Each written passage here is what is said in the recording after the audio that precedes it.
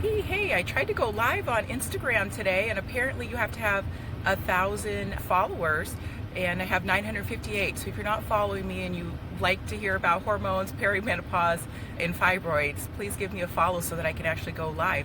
I am live recording this. We'll see how it goes from my car office while I'm waiting for a few errands to get done. I want to talk a little bit about perimenopause. It's something that continually comes up in my weight loss and wellness position, where I see probably about 70% women and a lot of women that have concerns about perimenopause.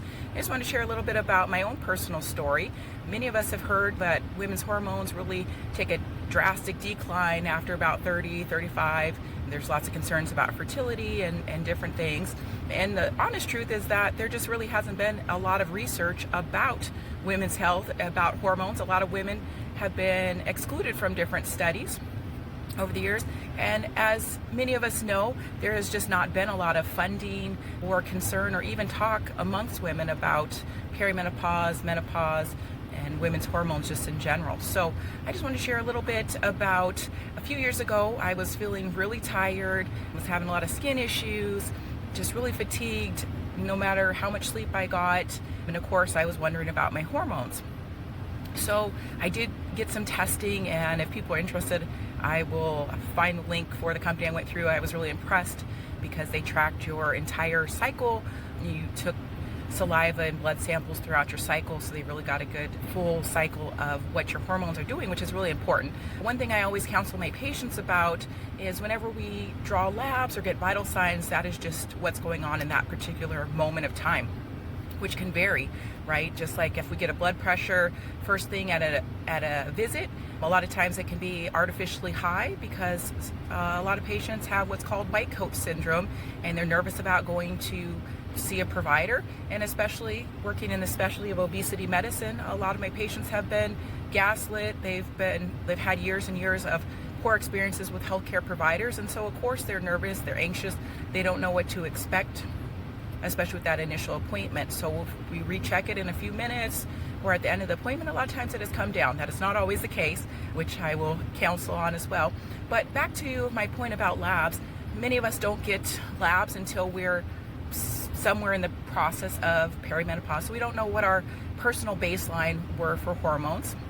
Ideally, if we're able to get labs before we're thinking we're in perimenopause, we can kind of see what our natural baseline is. But if you're starting to have symptoms, it can be a very good idea to get some testing done and just kind of see where things are objectively. Obviously, you're having some symptoms that have some concerns for perimenopause.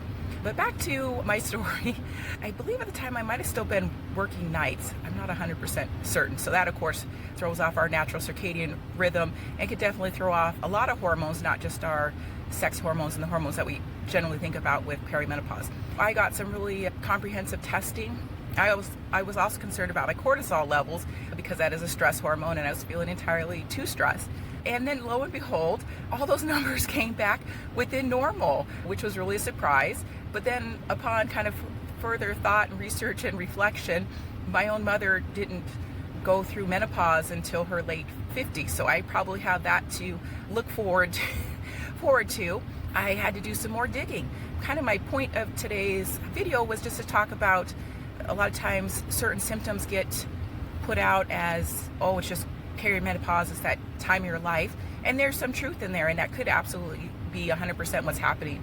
But oftentimes it's a combination of other things. As I kind of peel back the layers of the onion in my own life, I had to realize I really was not prioritizing or getting enough protein, which is a precursor for just hormone production in general.